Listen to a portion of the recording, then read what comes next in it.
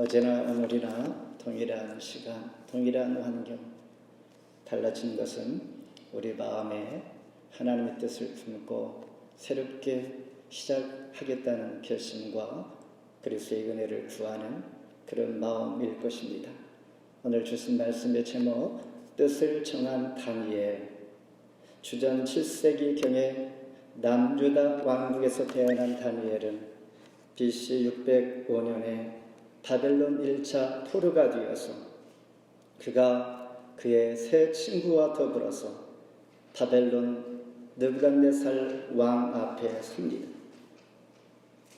바벨론 왕은 쓸만한 자를 뽑아 정체성을 바꾸어서 어려운 시대에 이들로 인하여 다시 한번 세뇌 교육과 그들의 신앙을 버리고 우상을 섬기는 이 일, 즉 바벨론 백성으로 만들어가 온전히 이 땅에 느부갓네살 왕을 섬기는 자가 되기를 원할 때, 이런 상황에서 다니엘과 그의 세 친구는 믿음을 지켜 애굽의 총리까지 이르게 되는 인생 역전의 비밀이 무엇일까? 오늘 말씀을 통하여 그의 신앙을 우리는 대기업 모든 기업들이 새로운 기술을 도입하고 새로운 기업 문화를 만들어갈 때에 벤치마킹하는 것처럼 저와 여러분도 성경을 통하여 하나님께서 귀하게 쓰신 인물의 그의 모습 신앙을 벤치마킹하여 새해를 함께 열어가고자 하는 것입니다.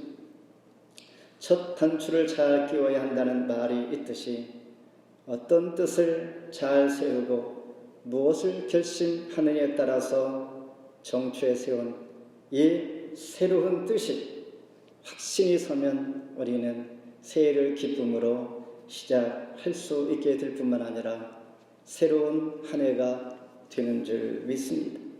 첫 번째 하나님께 뜻을 정하는 다니엘입니다. 우리 8절 한 목소리로 읽겠습니다. 시작.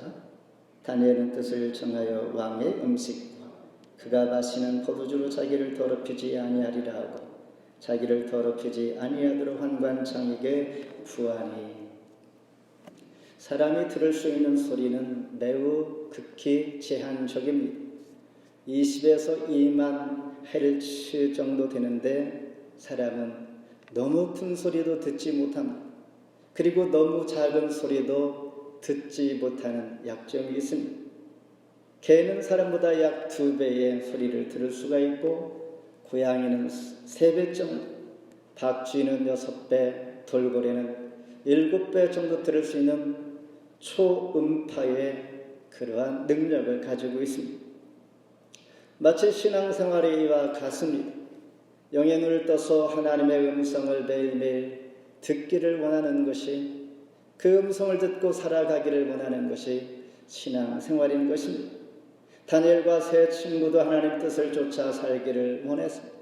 지금 읽은 8절처럼 우상에게 바쳐진 음식을 먹지 않기를 목숨을 건 결단을, 뜻을 정하게 되는 것입니다.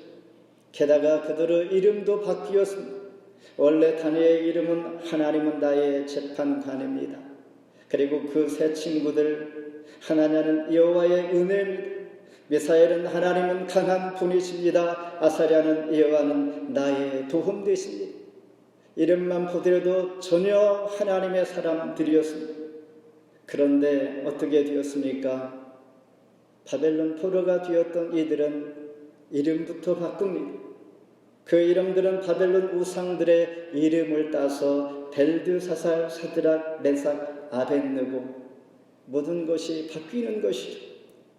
그러니 자신들의 뜻과는 달리 모든 일상도 계획도 정체성도 없는 이제 삶 속에서 하나님의 이름이 다 지워져 가고 있는 상황을 맞이하는 것입니다.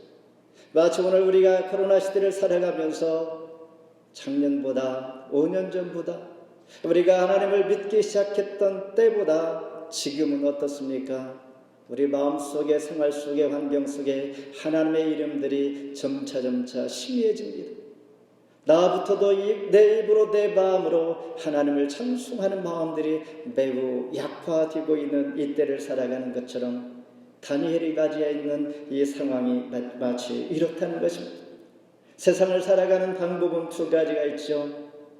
하나님 앞에 뜻을 세우고 그 뜻대로 살기를 작정하는 것, 그리고 그냥 사는 것이지 뭐 이렇게 하는 것입니다.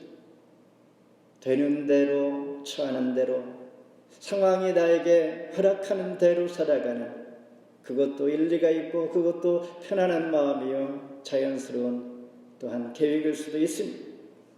다니엘은 하나님 앞에 뜻을 청하였습니다. 생명 주신 나의 하나님, 느부갓네살 왕이 아닌 살아계신 하나님이심을 분명히 그는 뜻을 정하였습니다. 마치 목적이 분명치 아니하면 힘만 낭비하게 됩니다. 저 개인적으로 볼 때 아침에 눈뜨기 전에 오늘 하루 할 일 무엇인가 소망적인 것이 보이지 않으면 눈뜨고 싶지 않은 생각, 그런 날이 있습니다. 그리고 하루가 지루하고 하루가 특별히 무의미하게 별로 소망이 보이지 않을 때는 빨리 눈을 감고 자고 싶은 마음이 들 때가 있습니다. 그러니 소망은 우리에게 큰 에너지의 근원 되는 것입니다. 성경의 귀한 인물들은 어떤 사람들이었을까? 다윗도 바울도 예수님도 하나님 앞에 뜻을 정하는 사람들이었습니다. 사도행전 13장 36절에 다윗은 당시 하나님의 뜻을 쫓아 섬기다가 잠들었도다. 저와 여러분도 하나님 뜻을 쫓아 살다가 하나님 부르실 때 잠드는 모습, 얼마나 아름답습니까? 사도 바울은 에베소서 5장 7절에서 그러므로 어리석은 자가 되지 말고 오직 주의 뜻이 무엇인가 이해하라. 예수님도 말씀하셨습니다. 누가복음 22장 42절에 아버지여 만일 아버지의 뜻이거든 이 잔을 내게 섬겨 주옵소서라고 말씀하신 것이죠. 어려운 시대에 정체성을 잃지 않는 것, 하나님께서 나를 택한 하나님의 백성이라는 것을, 택한 백성으로서 서는 것, 힘쓸 때에 이런 사람이 주 안에서 멋진 믿음의 사람인 줄 믿습니다. 두 번째는 하나님의 길을 열어주십니다. 9절 같이 읽습니다. 하나님이 다니엘로 하여금 환관장에게 은혜와 긍휼을 얻게 하신지라. 다니엘과 세 친구는 이제 전적으로 느부갓네살 왕 슈아에서 교육을 받게 되는데 3년 동안 훈련을 받게 됩니다. 이들의 공부한 주제가 무엇입니까? 4절에 보면 곧 흠이 없고 용모가 아름다우며 모든 지혜를 통찰하며 지식에 통달하며 학문에 익숙하여 왕궁에 설만한 소녀를 데려오게 하였고 그들에게 갈대아 사람의 학문과 언어를 가르치게 하였고, 이 말을 볼 때에 이들의 공부한 메인 주제는 지식과 언어였습니다. 즉 별을 살피는 점성술, 마술, 이방 신에게 기도하는 방법, 이방 신에게 제사하는 방법, 이교도의 과학과 철학을 배우는 이 일에 전적으로 집중하게 됩니다. 그러니 성경적인 것은 단 한 가지도 여기에 포함되지 않는다라는 것입니다. 그래서 다니엘은 하나님께 뜻을 정한 것입니다. 하나님께 뜻을 정하니 어떻게 하십니까? 지금 읽은 9절 말씀처럼 하나님을 모르는 환관장일지라도 은혜와 긍휼을 얻게 하셨는데 누가 하셨다고 말씀하셨습니까? 하나님의 다니엘로 하여금 환관장에게 은혜와 긍휼을 얻게 하신지라. 하나님께서 하나님을 알지 못하는 그의 마음 가운데 감동시켜서 하나님의 사람처럼 은혜와 긍휼을 베풀게 하셨다라는 것입니다. 다니엘은 20절에 보면 지혜와 총명이 온 나라 박수와 술객보다 10배나 더하였다라고 말씀하고 있습니다. 하나님은 이방 땅에 그들의 지식과 언어를 배우는 3년 동안 다니엘과 세 친구에게 배우도록 하셨습니다. 우리는 막을 것 같은데 하나님은 지혜와 능력을 주셔서 그들의 것들을 배우게 하셨습니다. 우리는 여기에서 잘 생각해야 할 것은 내 신앙을 지킬 수 없는 사람이 그들의 지식과 언어를 배우게 되면 그 사람 화가 되어버립니다. 그러나 내가 하나님께 뜻을 정한 자에게 내 믿음이 확실하면 하나님은 허락을 내서 배우게 해서 오히려 그들에게 하나님의 것을, 하나님을 찬송하게 하고 하나님을 만나게 하시는 이러한 하나님이신 것을 우리는 여기에서 보게 됩니다.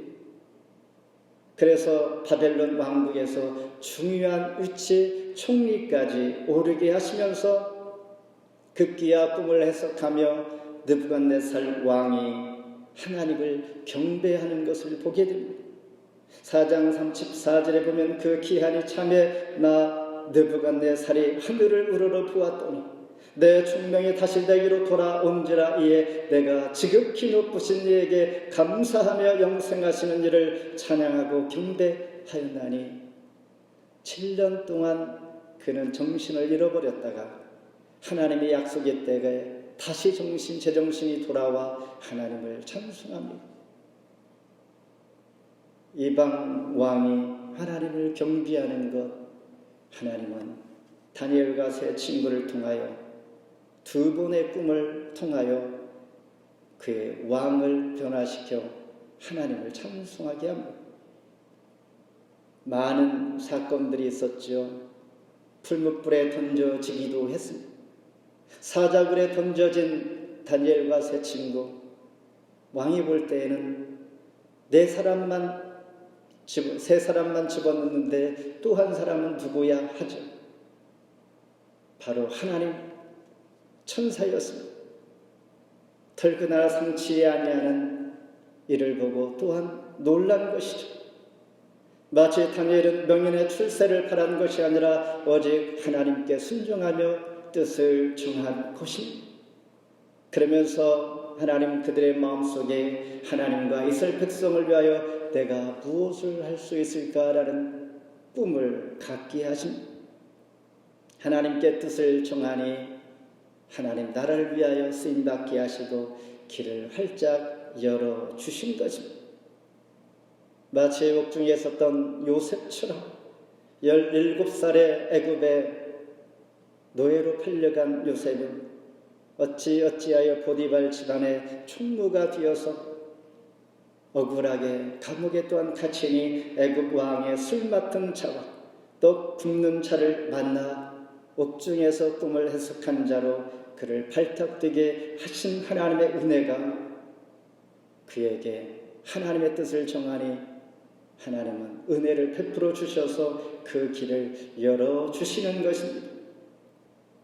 뜻을 정한 곳에서는 늘 길이 있는 법입니다. 하나님의 뜻을 쫓아 살려고 우리가 해본다면, 작정해본다면 하나님은 내 곁에 많은 사람들이 있는 것을 보여주실 줄 믿습니다.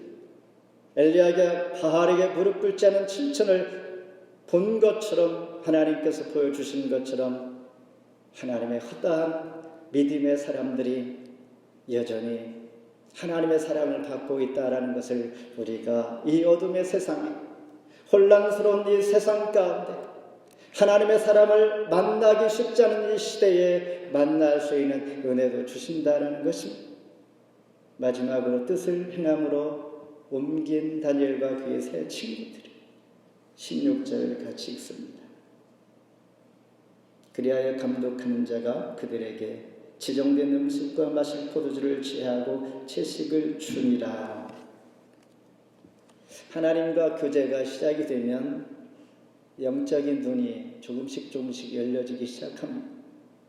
영의 눈이 열려지면 이제 하나님께서 하시는 음성이 들려지면서 내 스스로 자연스럽게 하나님 앞에 반응들이 나타납니다.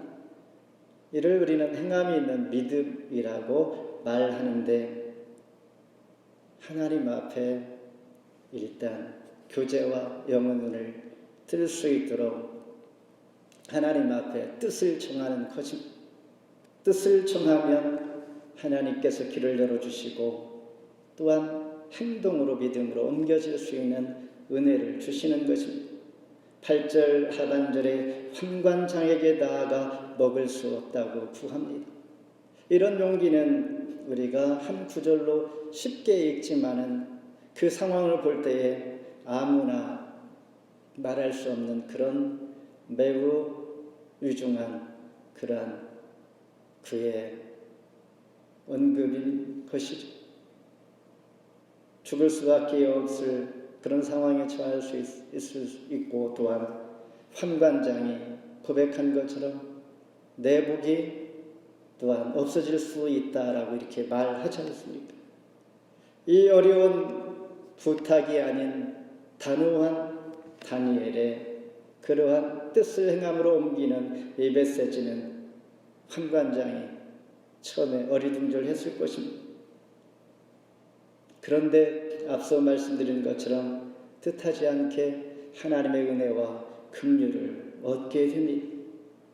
뜻을 세운 대로 행동으로 옮기는 것, 그때 하나님께서 복을 베풀어 주시는 것처럼 여호수아 3장 6절에 보면 이스라엘 백성들은 시딤을 떠납니다.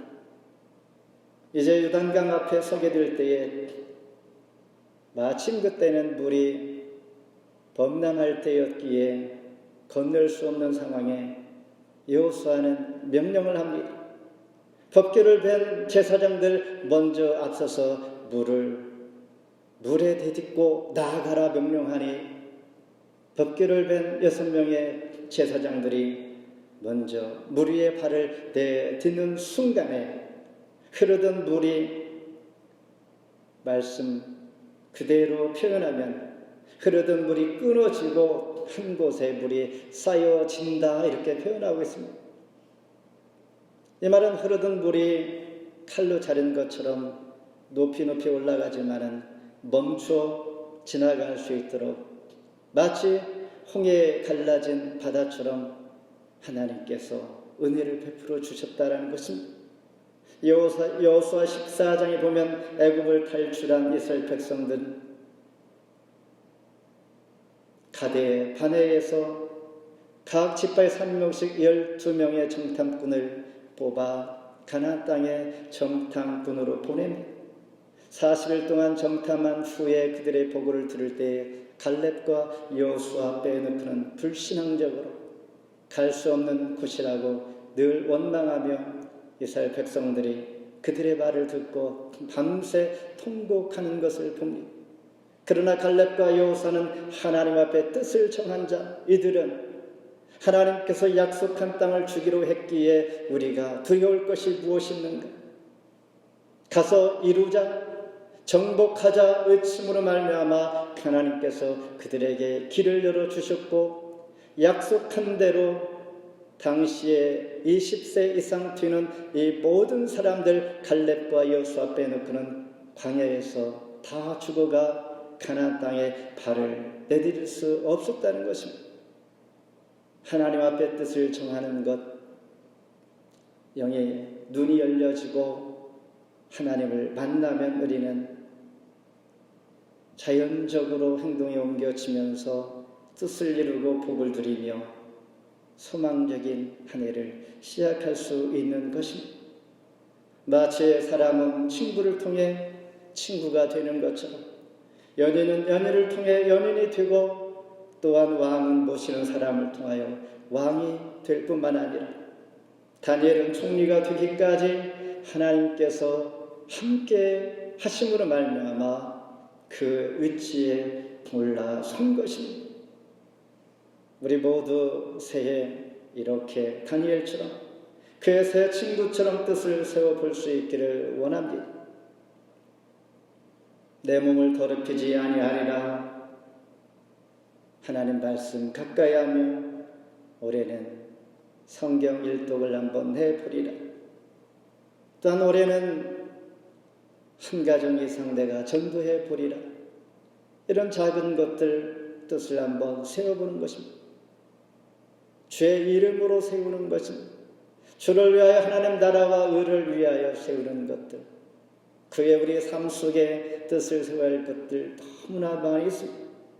그러나 최우선적으로 하나님 뜻을 먼저 세우면 어느덧 세상의 것들, 나 삶의 것들이 이루어지는 것을 보게 됩니다. 우선순위가 참 중요함을 많이 느낍니다.